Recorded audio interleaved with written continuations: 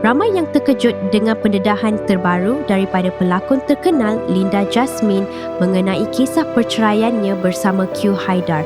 Menerusi satu hantaran di media sosial, Linda memberi bayangan bahawa keputusan untuk berpisah bukanlah sesuatu yang mudah, malah dibuat atas sebab yang sangat peribadi.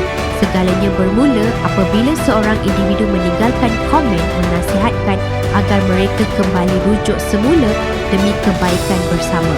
Namun, Linda tampil membalas dengan tenang.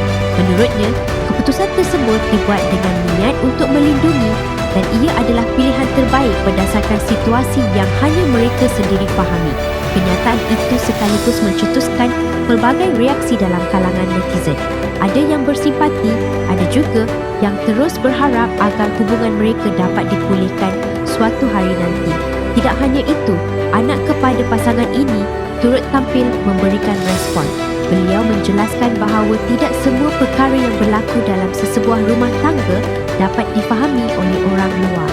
Untuk rekod, Linda dan Q mendirikan rumah tangga pada tahun 2009 sebelum disahkan berpisah pada Julai 2024.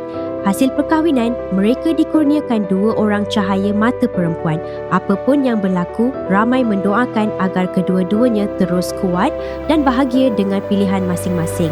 Kerana kadang-kala, keputusan yang sukar itu dibuat demi kebaikan semua pihak. Kalau korang minat fakta menarik dan kisah hiburan artis, jangan lupa like, komen dan subscribe untuk lagi banyak konten padu.